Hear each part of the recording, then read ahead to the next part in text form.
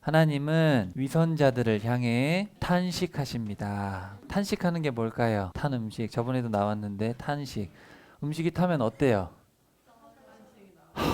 이런 게 나오잖아요. 그렇죠? 예수님께서 이제 십자가를 지실 때가 다 됐어요. 1번부터 쭉 해서 지금 5번 여기 22장까지 살펴봤어요. 우리 지난 시간에 살펴봤던 내용들을 보면은 예수님께서 아무리 말씀하셔도 이 종교 지도자들이 말씀을 알아듣지 못하고 자기 욕심과 또 자기 이기심 때문에 계속 말씀을 거부했죠. 그래서 오늘 이제 마지막 설교 5가지 설교 중에서 마지막 설교를 오늘 한번 살펴볼 거예요. 근데 우리가 알듯이 첫 번째 보면은 예수님이 산에 올라가셔가지고 설교를 하셨잖아요. 그렇죠? 몇 가지 복에 대해서 얘기하셨죠? 8가지. 그래서 그 복이라는 게 행복이다. 이런 사람들이 행복하다.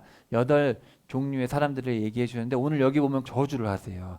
이런 8 형태의 사람들은 저주받을 것이다. 이렇게 얘기를 하고 계십니다. 우리 중간에 기억나죠? 천국 설교할 때 천국의 비유를 말씀하시는데 왜 비유로 말씀하신다 그랬어요? 뭐 하기 위해서?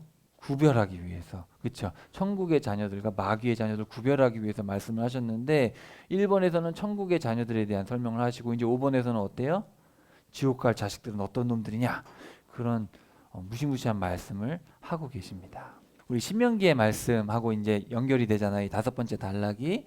자, 신명기에 보면은 불순종에 대한 경고를 하세요. 29장 30장 읽어보시면 불순종하면 너네 망한다. 이런 얘기를 강조하시거든요. 그래서 오늘 내용도 보면은 이 불순종하는 사람들, 이 위선자들에 대해서 아주 강도 높게 비판을 하시고 이게 우리 지난주에 나눴던 얘기예요.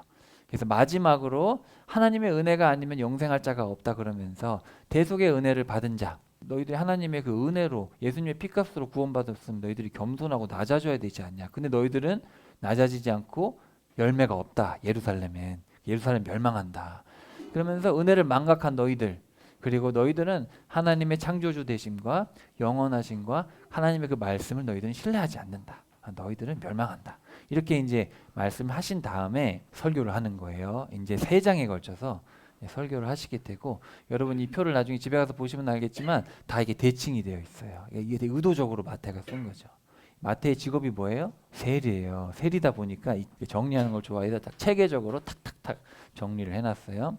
그래서 한번 봅시다. 심판의 대상에 대해서. 자, 23장 한번 펴보세요. 마태복음 23장부터 25장까지의 설교인데 오늘 설교를 잘 듣고 혹시 나는 이런 사람인데 그런 내용 여기 나오면 되겠어요? 안 되겠어요? 큰일 나는 거예요. 그죠?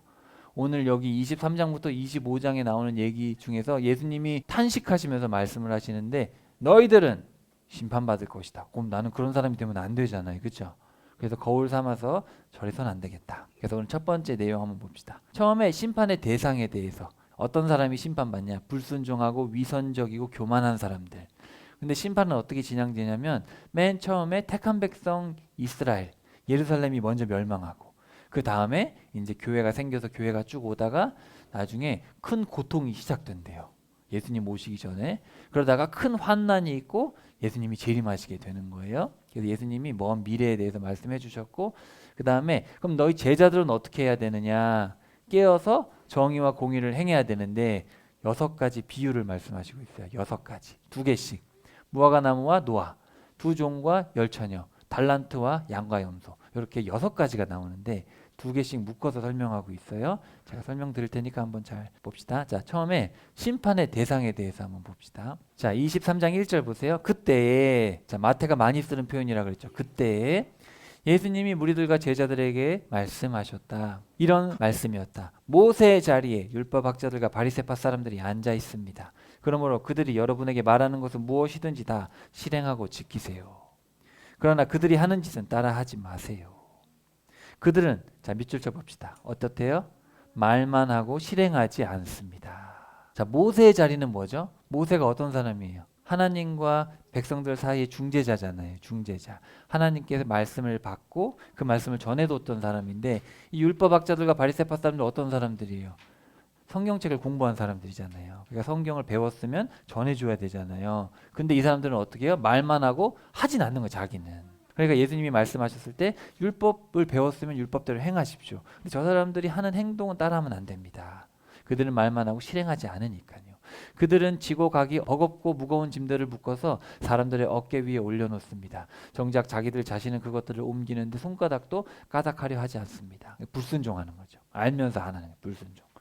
그 다음에 두 번째, 그들은 자 여기 밑줄 쳐봅시다. 5절 무슨 일이든 사람들에게 보여주려고 합니다. 이게 뭐예요? 이게 바로 위선입니다. 위선. 자, 위선이라는 말 헬라어에 보면 뭐예요? 가면이에요. 가면.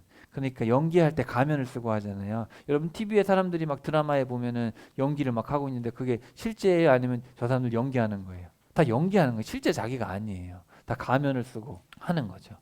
그러니까 위선. 여기 보면 유대인들 여기 보면 머리에 뭐가 있어요? 상자가 있어요. 잘 보이세요? 이 상자예요. 상자. 보세요. 성경 구절을 담은 가죽 상자. 그리고 겉옷 자락 술을 길게 만든다. 여기 봐봐요. 일반 사람들 이러고 있는데 이 사람들 뭐예요? 길죠. 여기 보면 이 사람들 뭐예요? 길죠. 왜 그럴까? 사실 하나님이 만들라고 하셨어요. 술을 만들어서 특별한 너희들 구별된 사람이다라고 했는데 어떤 사람들은 이거를 자기가 더 경건한 척, 자기가 더 거룩한 척 하려고 이거를 더 크게 만들고 이거를 더 길게 만들고 하라고 했으면 그냥 똑같이 만들어서 하면 되잖아요. 뭐 내가 더 잘났다고 티낼 필요 없잖아요. 지금도 유대인들 보세요. 팔에다가 이렇게 감아가지고 상자가 여기도 있죠. 여기도 있어요. 이렇게 감아놓고 거룩한 척 하는 거죠. 자, 그렇게 하지 말아라. 보여주려고 하는 거죠. 사실은 이 상자를 만들어서 말씀을 넣고 여기다가 말씀을 감고 이걸 만들라는 얘기는 왜 하신 거예요? 자기가 기억하려고 하는 거예요. 남한테 보이려고 하는 게 아니라 내가 기억하기 위해서 하는 건데 남에게 보이려고 한다. 위선 떨지 말아라. 자, 그들이 좋아하는 것은 잔치집에서 으뜸 가는 자리에 기대 앉는 것과 회당에서 귀빈석에 앉는 것, 또 장터에서 인사받는 것. 으뜸 자리에 앉는 것, 귀빈석에 앉는 것, 인사받는 것. 랍비님 불러주는 것. 교만이죠, 교만. 여러분 지금 이 시대는 같을까 다를까? 똑같아요. 우리 장로님 오셨어요. 여기 앉으세요. 우리 목사님 오셨어요. 여기 상석에 앉으세요. 그러잖아요, 그죠? 사실은 다 똑같은데. 그리고 지금 보면은 교회에도 보면은 목사님들이 특별한 옷을 입고 있죠. 어떤 옷을 입어요? 가운을 입잖아요. 그리고 여기 스토를 하거든요. 이 스토리 뭔지 아세요? 원래는 멍에를 상징하는 거예요. 멍에. 좋은 의미에서는. 멍에. 나도 예수님 주신 멍에를 메고 가겠다. 그러면은 여러분 이 흰 옷을 입고 멍에를 맨다는 거는 순결과 이 순종을 상징하는 건데 그러면 이 옷이 화려해야겠어요? 화려하지 않아야겠어요? 사실은 화려하지 않아야죠. 흰 가운도 화려하지 않아야 되고 스토도 화려하지 않아야 되거든요. 근데 스토리 보면은 막 되게 화려해요. 화려하고 흰 옷도 그냥 우리가 뭐 의사들이 입는 그런 가운을 입고 오지 않잖아요. 의사들 흰 옷 입는 거 아시죠? 의사가 왜 흰 옷을 입죠? 위생적인 것도 있지만 깨끗하고 순결하고 정말 봉사하겠다는 마음으로 흰 옷을 입고. 근데 혹시 흰 옷이 막 비단 옷을 입어요? 의사들이 막 비단 흰 옷을 입고 막 그래요? 안 그러잖아요. 비단 마스크를 막 쓰고 그래요? 안 그렇죠. 그냥 딱 보면 그냥 별거 없죠. 그냥 흰 가운이죠. 근데 죄송하지만 목사님들이 입는 거 보면 약간 비단 느낌이 나요. 이렇게 잘 보면은. 그리고 이제 요즘에는 박사님들이 많다 보니까 목사님들이 여기 이제 박사 표시까지 하거든요. 이 세 줄이 박사 표시예요. 박사. 학이에요. 삼위일체가 아니고 박사 표시예요. 그러니까 그런 것들이 다 지금 지적하고 계시는 거죠. 목사님들이 자기를 드러내는 거죠. 나는 박사고 이런 것들. 위선적이죠. 사실은 그러면 안 되는데, 그죠? 이제 그런 얘기들을 예수님께서 하고 있는데 사람이 바뀌느냐? 사람은 바뀌지 않습니다. 2000년 내내 똑같아요. 자, 그러나 여러분은 사람들이 여러분을 랍비님하고 부르게 두지 마세요. 자, 여기 보면 수동태랑 능동태가 달라요. 친구들 수동태는 뭐예요? 직접 하는 게 아니죠. 수동태는 간접적으로 하는 거예요. 남이. 그리고 능동은 직접 하는 건데 보세요. 자, 랍비님하고 듣지 말란 얘기죠. 사실은. 부르게 두지 말란 얘기는 내가 랍비라고 듣지 말란 얘기예요. 여러분의 선생님은 한 분뿐이니까요. 우리의 선생님 누구예요? 그쵸? 우리는 모두 형제자매잖아요. 땅에 있는 사람 가운데 누구도 여러분의 아버지라고 부르지 마세요. 이게 능동태예요. 그러니까 우리가 아버지라고 부르면 안 돼요. 근데 여러분 카톨릭에 가면은 뭐라고 불러요? 신부님, 신부. 영어로는 father이에요. 아버지라고 불러요. 하면 안 되잖아요. 여러분의 아버지는 누구예요? 우리의 아버지는 한 분. 누구예요? 하나님 아버지 한 분이잖아요. 하늘에 계신 분. 또 사람들이 여러분을 지도자로 부르게 두지 마세요. 그리고 이것도 부르라는 말이 아니라 어떤 말이에요? 스스로 지도자라고 듣지 말고 랍비라고 듣지 말고 당연히 우리도 부르지 말아야겠죠. 그럼 누군가 와가지고 선생님 오셨습니까? 내가 무슨 선생님입니까? 우리 선생님 예수님밖에 없는데 그냥 형제로 불러요. 그렇게 하라는 얘기예요. 지금 여기 보니까 여러분의 지도자는 한 분 그리스도뿐이기 때문입니다. 아시겠죠? 여기 보면은 부르게 두지 말라. 이 수동으로 되어 있는 거는 그러면은 누군가를 섬기거나 누군가 좀 가르치는 입장에 있는 사람이 이 말씀을 들어야죠. 이 말씀을 듣고 내가 선생으로 불려서는 안 되겠다. 내가 장로로는 불려서는 안 되겠다. 여러분 왜 그럴까요? 근데 저 개인적으로도 제가 전도사였다가 안수를 받았어요. 3년이 지나니까 안수를 해줘요. 그래서 이제 목사가 됐어요. 갑자기 목사님이라고 부르니까 제가 뭐가 된 것 같은 거 있죠. 사람은 똑같은데. 그래서 제가 그때 깨달았어요. 아, 이거 안 되겠다. 목사라는 소리를 들으면 안 되겠다. 나도 모르게 처음에는 아유 제가 뭐 아무것도 아닌데요. 저를 뭐 목사로 불러주십니까? 그러다가도 목사라고 수십 년 듣다 보면은 내가 대단한가? 뭐 이렇게 되는 거예요, 사람이. 그러니까 아예 그렇게 하지 말란 얘기죠. 여러분 가운데 가장 높은 사람은 여러분을 뭐 하는 사람이에요? 섬기는 사람이 되어야 합니다. 스스로를 높이는 사람은 낮아질 것이지만 스스로를 낮추는 사람은 높아질 것입니다. 여러분 높아지고 싶죠? 다 높아지고 싶잖아요. 그럼 어떻게 해야 돼요? 낮춰라는 거예요. 낮춰라. 낮추면 낮출수록 주님이 올려주시는 거예요. 낮추면 낮출수록. 근데 내가 올라가면 올라갈수록 주님은 자꾸 눌러요. 이 자식아 내려가 이렇게. 아시겠죠? 자꾸 낮아져야 돼요. 자, 이제부터 8가지가 나옵니다. 자, 여기 13절부터 자, 팔복과 비교하시면 돼요. 8가지 행복과 비교를 해서 한번 보십시다. 끝장이요. 당신들은. 자, 원문에 보면 우리 옛날 성경에 뭐라고 번역되어 있죠? 화 있을진저 이렇게 돼 있잖아요. 근데 이 우아이라는 말은 보세요. 슬픔 또는 비난의 탄식입니다. 그러니까 무조건 비난은 아니에요. 무조건 저주가 아니라 사실은 뭐예요? 탄식에 가까워요. 탄식. 여러분 자식들이 정말 잘못했어요. 그럼 부모님이 욕하고 싶어요? 탄식이 나와요. 사실 탄식이 나오죠. 부모의 입장에서는. 야, 이 자식들아, 이 지옥에 갈자 이 자식들아. 말은 그렇게 할 수도 있지만 사실 속마음은 지옥에 가는 얘기가 아니고 뭐예요?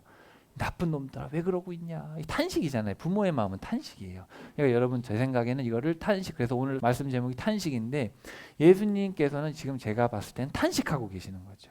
십자가를 지실 때가 다 됐어요. 1500년 동안 얘기했잖아요. 시내산부터 시작해서 1000년 동안 해서 말라기에서 떠나셨다 다시 오셨다가 지금 예수님 3년 반 동안 얘기하시는데 못 알아들으면 화도 나지만 사실은 부모의 마음은 탄식인 거예요. 끝장이다 이놈들아. 율법학자들과 바리새파 사람들 겉다르고 속다른 당신들. 저게 위선이로 번역된 말이에요. 겉다르고 속다르다. 당신들은 사람들 앞에서 하늘나라 하늘 왕국 문을 닫아 걸고 있기 때문이요. 당신들 스스로도 들어가지 않고 들어가려는 사람들도 들어가도록 내버려두지 않느니 말이요. 어떻대요? 이 사람들은 자기도 천국문에 안 들어가고 남들도 천국문에 못 들어가게 만드는 거예요. 사람들 앞에서.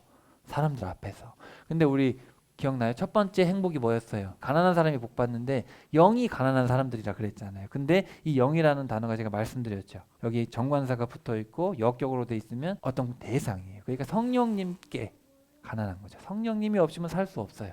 성령님께 내 마음이 다 낮아져 버린 거죠.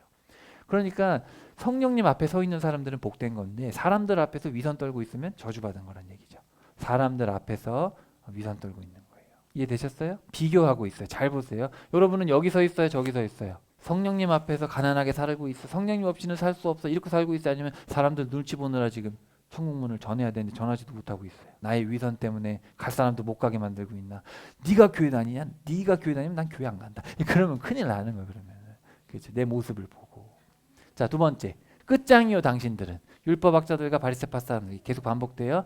당신들이 남편 여인 남편 없는 여자들, 그러니까 과부잖아요. 남편 여인 여자들의 집을 삼켜버리고 있어. 남에게 보이려고 길게 기도하면서 말이요. 이런 까닭에 당신들은 더 엄청난 심판을 받게 될 것이요. 우리 지금 가지고 있는 성경에는 없어요. 없음이라고 되어 있는데 우리 제가 한번 설명드렸죠. 네, 공인 본문에는 이게 있어요. 그래서 저는 있다고 봅니다. 저는 원문엔 있다고 봐요. 저 개인적인 생각에는. 자, 근데 보시면 두 번째 뭐였죠?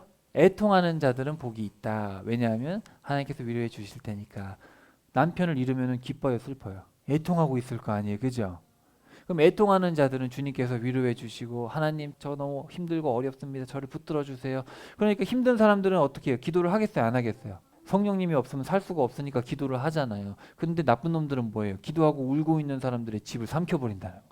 오히려 가난하고 소외된 사람들, 하나님이 필요해서 울고 있는 사람들을 무시하고 그러면서 남에게 보이려고 길게 기도하고. 그럼 되겠어요, 안 되겠어요? 남에게 보이려고 길게 기도하는 게 중요해요? 기도하지 말고 그냥 빨리 가가지고 이 사람들 위로해 주는 게 중요해요?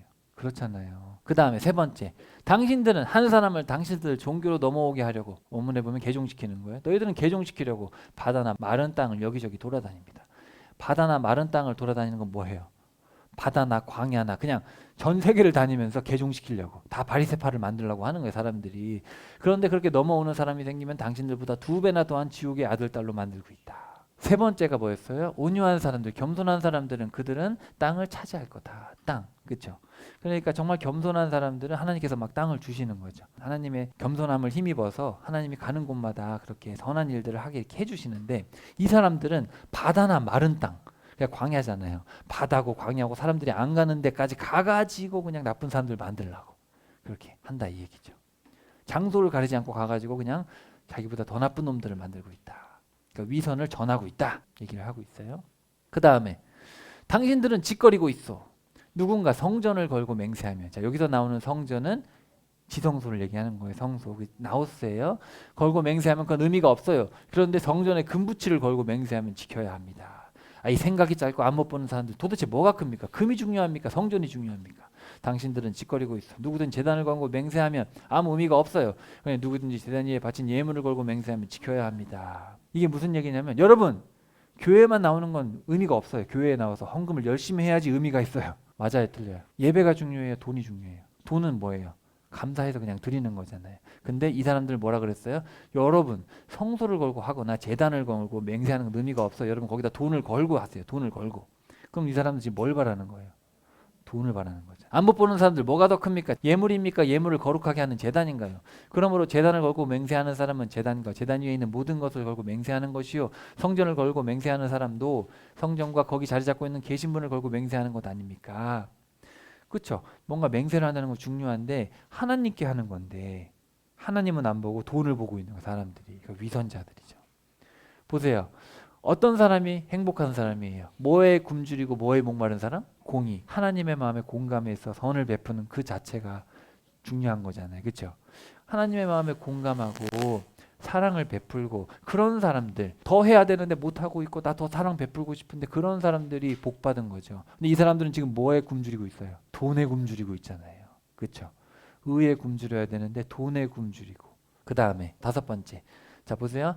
당신들은 박하와 회향과 근처의 11조는 드리지만 율법이 정말 중요하게 생각하는 거, 하나님의 가르침에서 정말 중요한 게 뭡니까? 바로 정의를 행하고 사랑을 행하고 그 다음에 신실함을 행하는 거 아닙니까? 근데 여러분들은 다 그런 걸 저버렸습니다.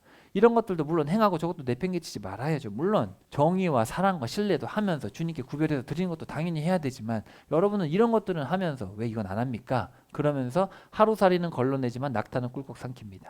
이 사람들이 정결 음식이 중요하기 때문에 이렇게 포도주를 마시는데 거기 날파리가 빠지면 버렸단 말이에요. 날파리, 하루살이가 빠지면. 근데 낙타는 빠질 수도 없고 엄청나게 크죠. 근데 낙타같이 큰 죄는 지으면서 조그만 죄는 그냥 뭐 얘기 지적하고 이러는 거예요. 자기들은 낙타만한 죄를 졌으면서. 여기 보세요. 박하와 회향과 근체라고 하면 우리가 잘 모르잖아요. 박하는 민트예요. 박하사탕 먹어봤어요? 민트사탕? 입이 시원해지잖아요. 그렇죠? 우리 식당 갔다가 나오면 민트 주잖아요. 그죠? 그리고 시라는 뭔지 잘 모르겠죠. 회향은 번역이 잘못됐어요. 회향은 다른 거예요. 근데 시라예요. 시라고. 큐민은 뭔지 알죠? 큐민은 우리 향신료로 많이 쓰거든요. 한국에서도 써요. 큐민은. 박하와 회향과 근체. 이건 뭐냐면은 그냥 집에서 아주 흔히 심어서 그냥 나는 그냥 아주 흔한 향신료, 흔한 식물이에요. 쉽게 말하면 부추 같은 거, 부추. 우리 부추 심으면 부추가 막 나오거든요. 이스라엘 시장에 가면 가장 흔한 겁니다. 그러니까 너희들이 가장 흔한 거를 10분의 1이라고 구별해서 하나님께 드리는 데는 철저했단 말이에요. 이런 것들은 값어치 없는 흔해 빠진 거를 11조 한다고 막 이거의 10분의 1을 주님께 드린다고 가져왔는데 정작 뭐는 안 해요? 정의와 사랑과 신실함은 행하지 않는 거예요. 뭐냐면은 여러분이 11조를 열심히 한다고 와우 이번에 돈 생겼네 그러면은 100원 나왔으니까 10원은 드려야겠다. 10만 원 벌었으니까 10,000원 드려야겠다. 철저히 했어요. 철저히 이제 나 복 받겠구나. 하늘의 창고를 열어줘서 복 받겠구나. 근데 이웃을 미워하고 하나님 말씀을 경히 여기고 사랑하지 않고 부부간에 사랑이 없고 자녀들을 믿음으로 안 키우고 그럼 그건 뭐예요? 그거는 신실하지 않은 거죠. 표면적인 돈 바치고 이런 거는 잘하는데 하나님께서 뭐라고 했어요? 자녀들에게 말씀을 가르쳐라. 문에다가 말씀 붙이고 말씀을 가르쳐라. 그런 것들은 안 하고 이런 형식적인 것만 한다 이거죠. 5번째 보면은 그래서 긍휼히 여기는 사람, 불쌍히 여기는 사람은 복이 있다. 사랑이 중요한데 거칠에만 한다 이거예요. 자, 그다음에 당신들은 잔과 접시의 겉은 깨끗하지만 속은 빼앗으려는 욕심과 제멋대로 하려는 마음으로 가득 차 있다. 그렇죠? 이거 봐봐요. 겉은 깨끗한데 속은 어때요? 속은 더럽잖아요. 마음이 깨끗하면 하나님을 본다. 마음이 깨끗한 사람은 자기가 하나님을 본다는 거예요. 보게 되는 게 아니고 내가 하나님 보는 거예요. 능동적으로. 마음이 깨끗하기 때문에. 이 사람들은 뭐예요? 마음이 더러우니까 뭘 봐요? 겉에만 보는, 겉에만 깨끗하게 하고 속은 엄청 더러운 거죠. 자, 그 다음에 당신들은 석회를 발라놓은 무덤 같다. 잘 봐봐요. 여기 무덤이 있는데 무덤에 페인트 칠을 하니까 무덤이 멋있게 생겼어요? 아무리 페인트 칠을 하고 회칠을 해도 무덤은 뭐예요? 무덤일 뿐이죠. 시체가 있는 거예요. 똑같아요. 이 사람들이 보세요. 겉으로는 아름다워 보이지만 속에는 죽은 사람들의 뼈와 온갖 더러움이 가득 차 있어. 이처럼 당신들도 겉으로는 사람들에게 정의로워 보이지만 의로워 보이지만 안으로는 겉다르고 속다름과 불법이 가득 차 있어. 하나님이 원하시는 건 원래 뭐예요? 온전한 관계잖아요. 온전한 관계. 이 샬롬을 원하신단 말이에요. 하나님의 자식이라면서 막 관계를 무너뜨리고 막 그러면은 하나님의 아들 딸이 아닌데 관계를 올바르게 해야 되는데 이 사람들은 관계를 뭘로 하고 있어요? 거칠애로 하고 있어요. 거칠애로. 자, 그다음 마지막. 당신들은 예언자들의 무덤을 세우고 의인들의 묘비를 곱게 꾸미고 있기 때문이요. 근데 당신들은 주장하오. 우리가 우리 조상들 시대에 살았으면 우리가 그들과 한패거리가 되어 예언자들의 피를 흘리게 하지 않았을 겁니다. 근데 너희들이 그렇게 얘기하는 거는 너희들이 예언자들 죽인 사람들의 자손이라는 것을 스스로 증언하고 있다. 너희들은 분량을 채우라. 사실 이 사람들은 뭐예요? 의로운 사람들 잡아 죽이고 있는 거예요. 지금도. 그런 사람들이 복되다 그랬죠. 하나님의 마음에 공감해서 사랑을 행하다가 말씀을 전하다가 죽는 사람들은 복이 있다. 하늘 왕국이 너희들의 것이다. 그랬는데 이 사람들은 그렇게 하나님의 말씀을 전하고 사랑을 행하는 사람들을 잡아 죽이고 있어요. 우리가 그때 있었으면 안 죽였겠지 하는데 너희들이 그런 얘기를 하고 있는 것 자체가 너희들이 그들의 후손이라는 뜻이다. 이 뱀들아, 독사의 자식들아, 지옥에 갈 판결을 당신들이 어떻게 벗어날 수 있겠느냐? 봐라, 바로 내가 당신들한테 예언자들과 지혜자들과 율법학자들을 보내요. 그런데 당신들은 그 가운데 몇 명을 죽이고 십자가에 매달 것이요. 그들 가운데 몇 명은 당신들 회당에서 채찍질하고 이 도시 저 도시로 뒤쫓아 박해할 것이요. 예수님이 말씀하셨거든요. 이제 8개를 말씀하시고 나서 나 때문에 비방을 받거나 박해를 받는 사람들은 참 복됩니다. 즐거워해라.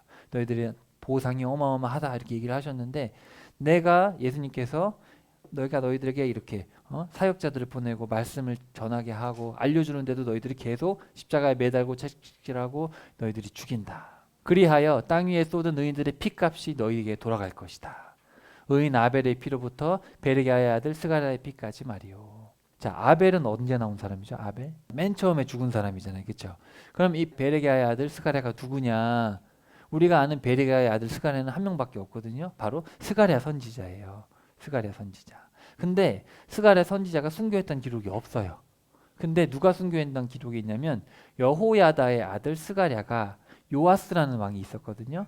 요아스라는 왕이 이제 자기 이모가 자기를 살려줘가지고 살아남았던 그 사람인데 나중에 변질돼가지고 여호야다가 대제사장인데 여호야다가 살아있을 동안은 잘했는데 나중에 여호야다가 죽고 나서는 스가랴 그 아들이 그러시면 안 됩니다 했더니 죽여버렸거든요. 그 이야기가 역대기에 나오는데 히브리 성경은 역대기가 마지막 책이에요. 말라기가 아니고. 히브리 성경에는 역대기가 마지막 책이기 때문에 아벨부터 스가랴라고 했을 때는 창세기부터 역대기까지거든요. 그러니까 히브리 성서 처음과 끝이기 때문에 그리고 유대인들은 이 베레가라는 뜻은 여호와께 복받은 자다. 그 여호야다가 베레가라고 불렀다 이런 기록이 있어요. 그래서 아마 여호야다의 아들 스가랴가 아니겠느냐. 네, 그렇게 이제 봅니다. 학자들은 그렇게 봐요. 근데 누구가 됐든 뭐 상관은 없어요. 근데 여기 아벨의 피로부터 베르게아의 아들 스가랴라는 말은 구약에 있는 모든 순교자들을 통칭하는 뜻이에요. 구약 내내 너희들이 선지자들을 죽이지 않았느냐. 당신들은 스가랴를 성전과 제단 사이에서 살해했소. 이 얘기가 역대기에 나와요. 그러니까 아마 이 사람이 아니겠느냐. 아멘. 당신들에게 말하오. 이 모든 것들이 이 세대 위로 돌아갈 것이요. 너희들이 구약 내내 1000년 동안 잡아 죽였던 그 많은 사람들, 그 의인들의 피값을 너희들이 받게 될 것이다.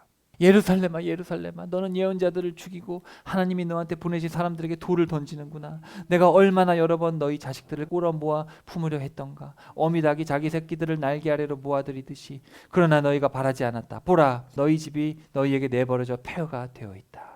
너희에게 말한다. 이제부터 너희가 이렇게 말할 때까지는 나를 다시는 보지 못할 것이다. 찬양 받으시기를 주님의 이름으로 오시는 분이.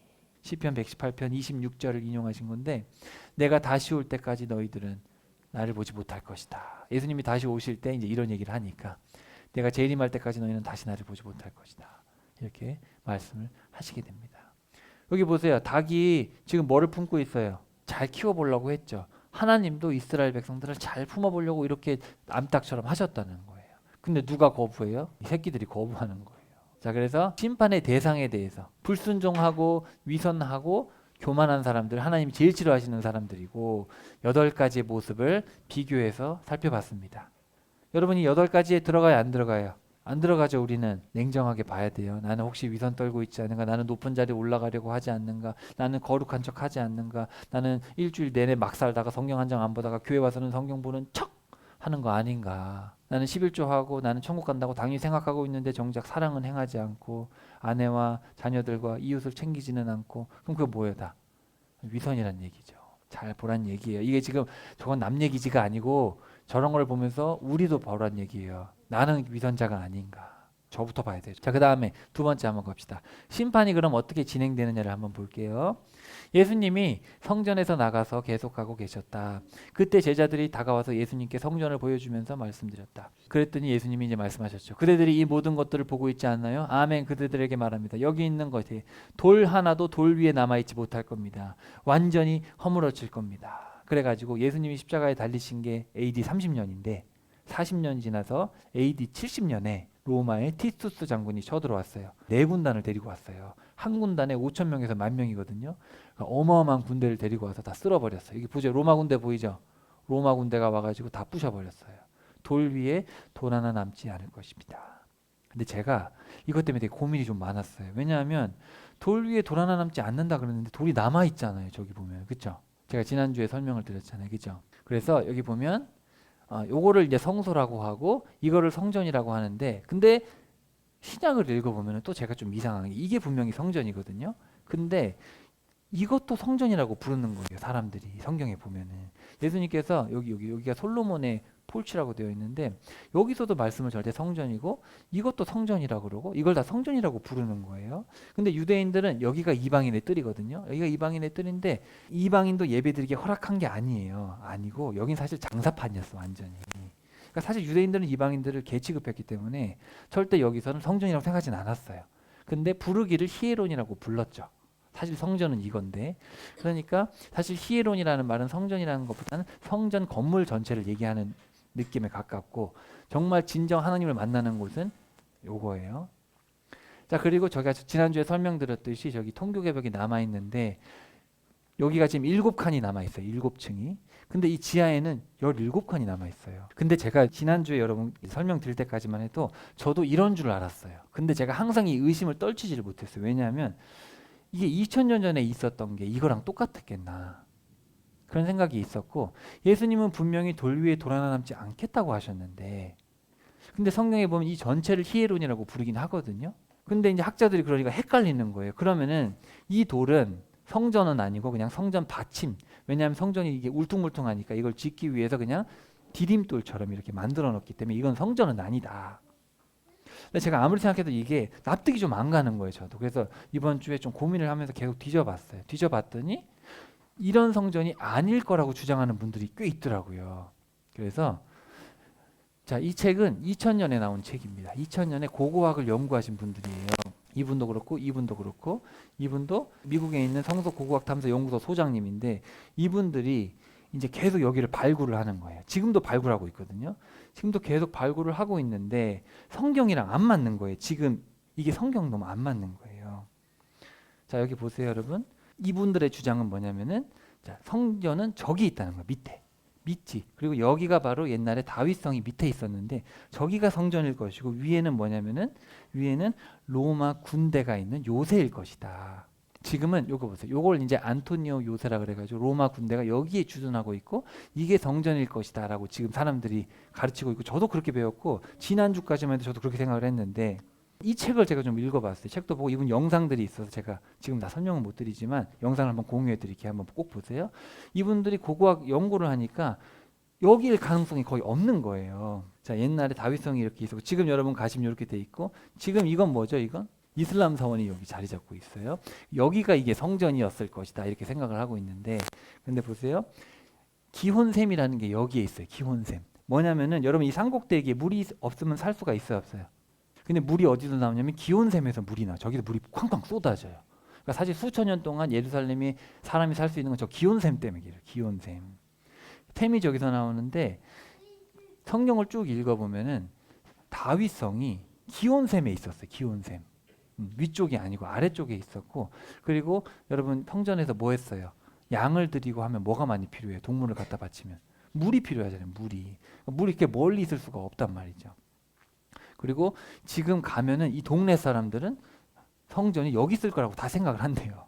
이 동네 사람들은. 그래서 인터뷰하는 것도 있어요. 거기 목사님도 사람들은 그렇게 얘기하는데 실제로 여기 있는 사람들은 거기다 하고 생각한다. 그러니까 우리가 실제로 거기 살아보질 않아서 그렇지만 현장에서 답사하는 사람들은 저기일 것이다. 다윗의 성이 있었을 것이다.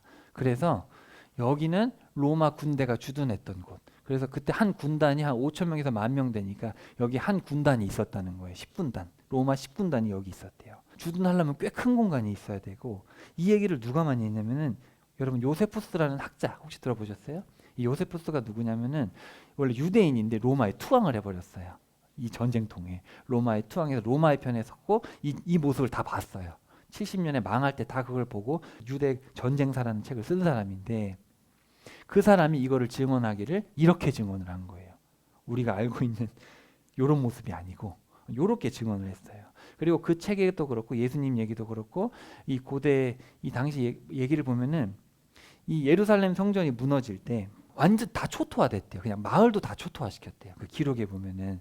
그러니까 뭐가 남아 있는 게 아닌 거예요. 완전 그냥 폐허가 됐대요. 쑥대밭이 됐대요. 쑥대밭이 된 상황에서 어떻게 얘기를 하냐면은 로마 군대가 여기 계속 주둔해 있어야 되니까 남겨뒀다. 그래서 지금 통곡의 벽이 여기 있어요. 그래서 이 학자들은 어떻게 주장하냐면 통곡의 벽은 성소가 아니고 성전이 아니고 뭐예요? 로마 군대가 주둔했던 그 요새의 일부일 뿐이다. 근데 재밌는 게 통곡의 벽이라고 해서 거기서 막 울기 시작한 게 500년밖에 안 됐어요. 2000년 전부터 한 게 아니에요. 이게 되게 웃기죠. 성경에 보면은 뭐 헤롯 성전에 대한 뭐 자세한 기록이 남아 있지는 않거든요. 성경에는 이제 이 성전이 있었죠. 원래 스룹바벨 성전을 헤롯이 왕이 되면서 증축을 한 거예요. 유대인한테 잘 보이려고 증축을 했던 거고, 이것도 어떻게 보면 예상도죠. 실제로 뭐 구체적으로 기록이 없으니까. 근데 제가 봤을 때 제 개인적인 생각엔 저게 맞는 것 같아요. 근데 어쨌든 이거는 저도 100%는 모르겠어요. 근데 제가 소개해드린 이유는 이런 이제 내용들이 이제 최근에 이제 2000년 넘어서 이제 고고학자들이 막 발굴을 하면서 이제 얘기를 하게 됐고, 저도 무조건 저는 이렇게만 생각을 했었는데 이게 아닐 수도 있겠다. 아닐 수도 있고, 영상을 한번 집에 가서 보세요. 제가 지금 설명할 시간이 없어서 학자들이 또 연구를 해보니까 해골의 곳이라는 게 여기에 옛날에 보면은 이게 다 바위로 돼 있는데 100년 전에 찍은 사진을 보면 거기 무덤들이 막 있는데 무덤이 이제 구멍이 이렇게 뚫려 있으니까 해골같이 보이더라고요. 그래서 십자가 차용 장소가 여기일 것이다. 그리고 여기서 이제 예수님께 십자가 달리셨을 때 여기서 성소 휘장이 찢어지는 게 다 보였을 것이다. 이렇게. 왜냐하면 동쪽으로 열려 있으니까. 예, 그래서 고고학자들이 연구하는 것들이 다 여기 이렇게 있더라고요. 남아 있더라고요. 그래서 한번 영상을 한번 집에 가서 제가 보여드릴 테니까 영상을 한번 보시고, 이건 저도 정확하게 모르고 제 생각에는 어느 누구도 이거에 대해서 100%는 얘기를 못해요. 이미 2000년 전 일이니까. 저 개인적으로는 이게 맞을 것 같아요. 그 제가 지금 다 설명을 못 드리겠어요. 워낙 방대한 양이어가지고 이 고고학 자료들이. 한번 집에 가서 영상을 보시고, 우리가 확신할 수 있는 거는 무조건 이렇게만 알 필요는 없다. 이게 아닐 수도 있다. 아닐 수도 있고 이게 맞을 수도 있고, 또 나중에 사도 바울이 잡혔을 때 로마 군인들이 밑으로 내려가거든요. 그런 얘기들이 나와요. 저기 자기들이 있던 주둔지에서 내려갔다라는 얘기가 나오니까 이런 표현들을 봤을 때 이런 것들이, 그래서 이렇게 보면은 밑에서 내려다 보는 거예요. 다 로마 사람들이, 군인들이. 지금 이걸 제가 가져왔는데 이렇게 이제 돼 있으니까 아까랑 비슷한 그림이죠. 그러니까 성전이 여기 있으니까 여기서 다 내다보고 이제 관리를 하는 거죠. 무슨 밀란이 일어날까봐 로마에서 이렇게 다 지켜보고 있다. 이런 것들이 있다는 정도 알아두시고 참고하시면 될 것 같아요. 그러니까 사람이 몰라요. 과거를 2000년을 100% 몰라. 2000년 전을. 자, 어쨌든 그래서 제가 말씀드리고 싶은 것은 정말 예수님의 말씀대로 돌 위에 돌 하나 남지 않고 무너진 게 맞을 것이다. 정말 다 완전히 무너지고 폐허가 됐다. 그런 역사의 기록들이 있어요. 완전히 그냥 다 폐허가 됐고, 그 요세푸스 읽어보시면 얼마나 비참한지 상상을 초월합니다. 자, 예수님이 올리브산 위에 앉아 계실 때였다. 제자들이 예수님께 다가와 따로 여쭈었다. 저희에게 말씀해 주세요. 이런 일이 언제 일어납니까? 선생님이 다시 오시는 것과 세상이 끝날 징조는 무엇입니까? 예수님이 그들에게 대답하셨다. 그 누구에게도 속아 헤매지 않도록 조심하세요. 많은 사람이 내 이름으로 와서 내가 바로 그리스도다 하고 말할 겁니다. 그렇게 해서 많은 사람을 속여 헤매게 할 겁니다. 그대들은 전쟁 소식과 전쟁 소문을 머지않아 듣게 될 겁니다. 주의하세요. 놀라지 마세요. 그런 일이 일어나야 하지만 아직 끝은 아닙니다. 민족과 민족이, 나라와 나라가 맞서 일어날 겁니다. 이곳저곳에 기근과 지진이 있을 겁니다. 그러나 이것들은 모두 밀려올 큰 고통, 여기 원문에 보면 해산의 고통의 시작일 뿐입니다. 자, 많은 사람이 내 이름으로 와서 내가 바로 그리스도다라고 하는데 우리나라의 그리스도가 몇 명인지 알아요? 우리나라에만 20명이 넘어요. 우리 대한민국이 세계에도 제일 많아요. 부끄러운 일이죠. 그 다음에 뭐 미국도 많고. 근데 우리나라가 제일 많아요. 내가 바로 재림 예수다라는 사람이 참 많습니다. 이제 고통이 시작이 되면 전쟁들, 또 기근과 지진들, 이런 일들이 일어날 것이다. 그때 사람들이 그대들을 큰 어려움, 자, 이 들립시스라고 번역돼 있어요. 그대들을 환난에 넘겨줄 겁니다. 그대들을 죽일 겁니다. 내 이름 때문에 그대들이 모든 다른 민족에게 미움을 받을 것입니다. 많은 사람들이 걸려 넘어질 겁니다. 서로 넘겨주고 서로를 미워할 겁니다. 거짓 예언자들이 많이 일어나서 많은 사람들을 속여 헤매게 할 겁니다. 불법이 판을 치는 탓에 많은 사람들의 사랑이 식을 겁니다. 그러나 끝까지 견뎌낸 사람, 그 사람이야말로 구원을 받을 겁니다. 그 나라의 이 복음이 온 세상에 선포되어 모든 민족에게 증거가 될 겁니다. 그리고 끝이 올 겁니다. 여러분 지금 예수님 믿는다고 맞아 죽어요? 안 맞아 죽어요? 안 맞아 죽죠. 아직 이때가 아닌 거예요. 아직 이때가 아닌 거예요. 근데 이때가 오는 것 같아요? 안 오는 것 같아요? 지금 어떤 나라에 가면은 동성애는 죄라고 하면 감옥 갑니다. 영국 같은 나라는. 벌써 그렇게 됐어요. 캐나다도 약간 그래요 벌써. 캐나다는 벌써 남자 화장실이 있고 여자 화장실이 있고 중간 화장실이 또 있어요. 벌써 그런 시대가 돼버렸어요. 그래서 갈수록 이제 성경대로 믿고 성경에서 죄라고 합니다 하면은 잡아 죽이는, 법으로 잡아 죽이는 그런 시대가 다가오고 있어요. 그러므로 황폐하게 하는 혐오스러운 것, 곧 다니엘 예언자가 말했던 그것이 거룩한 곳에 서 있는 것을 본다고 합시다. 읽는 사람은 잘 생각하기 바랍니다. 유대에 있는 사람들은 산으로 달아나야 합니다. 옥상에 있는 사람은 집안의 물건을 꺼내오려고 내려가지 말아야 됩니다. 들에 있는 사람은 겉옷을 집어오려고 뒤쪽으로 돌이키지 말아야 합니다. 끝장입니다. 그런 날들에 아이 가진 여자와 젖 먹이는 여자들은 그대들이 달아나는 일이 겨울이나 안식일에 일어나지 않도록 기도하세요. 그때에는 대단히 큰 어려움, 여기서 이제 대단한 환난이 있을 것입니다. 큰 환난.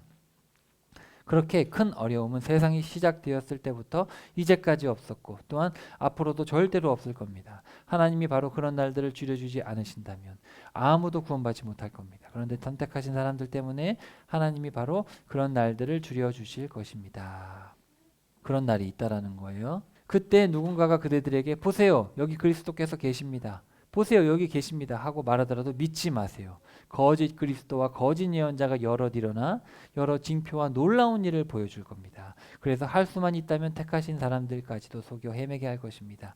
보세요, 그대들에게 내가 미리 말해 주었습니다. 자, 예수님이 여러분에게 지금 미리 말해 주는 거예요. 누가 와가지고 내가 예수님이라고 하면서 내가 구원자라고 하면서 막 기적을 보여주고 이상한 특별한 일들을 보여줘요. 따라가야 돼요? 따라가지 말아야 돼요? 사람들이 그대에게 광야에 계십니다, 뒷방에 계십니다 라고 말하더라도 믿지 마세요. 번개가 동쪽에서 나와서 서쪽에서 비추듯이 인자가 다시 오는 것도 그럴 거니까요. 어디든지 주검이 있는 곳, 시체가 있는 곳에는 독수리들이 옵니다. 여러분 예수님이 오면 어떻게 돼요? 그냥 전 세계에 있는 모든 사람이 바로 알아요. 예수님 저기 오셨어. 틀린 말이에요. 그냥 오시면 바로 알아요. 모든 사람이. 알겠죠? 번개 번쩍이면 바로 알잖아요. 시체가 있는 곳에는 독수리가 달려들게 돼 있어요. 독수리들은 시체를 쪼아 먹으니까. 마찬가지로 예수님이 오시면 그냥 다 보게 돼 있어요. 그리고 그때 그냥 거짓 선지자들은 거짓 짓을 하고 있는 게 당연한 거니까 놀랄 게 없어요. 그냥 예수님이 오시면 다 알아요. 야, 예수님이 오셨다, 가보자. 그런 거 없어요. 예수님이 오시면 다 아는 거예요. 이해됐죠? 자, 예수님께서 미리 말해 주시니까 제발 예수님 왔다고 따라가지 마세요. 알겠죠? 따라가지 마세요. 예수님 오면 그냥 여러분 가는 거예요. 바로 그날에 큰 어려움 뒤에 곧바로 해가 어두워지고 달이 빛을 내지 않을 것이고 별들이 하늘로부터 떨어지고 하늘의 권력들이 흔들릴 겁니다. 인자의 징표가 하늘에 나타날 겁니다. 그때 땅의 모든 족속이 가슴을 칠 겁니다. 인자가 하늘의 구름을 타고, 이 전치사는 타고 예수님과 구름 타는 어떤 손오공이 아니고 구름 위에, 구름 가운데, 구름 위에 능력과 영광으로 오실 것입니다. 큰 나팔 소리와 더불어 자기 천사들을 보내실 것이고, 그러면 하나님이 선택하신 사람들을 그들이 끌어모을 것입니다. 하늘 이 끝에서 하늘 저 끝까지 사방에서요. 그러니까 예수님이 오시면은 갑자기 다 예수님께 올라가는 거예요.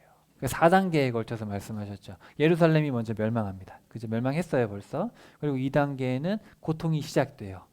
그 다음에 고통이 시작되다가 이제 큰 환난, 전에도 없었고 미래에도 없을 정말 누구도 견디기 어려운, 하나님이 줄여주시지 않으면 견디기 어려운 그런 고난의 때가 와요. 그냥 예수님 믿으면 그냥 죽는 거예요. 그냥 그런 때가 오다가 갑자기 하늘에서 별이 떨어지고 해가 어두워지고 달이 빛을 잃어버리고, 그때 이제 갑자기 예수님 오신다는 징표, 예수님이 온다는 사인이 보이기 시작하던 예수님이 갑자기 나타나는 거예요.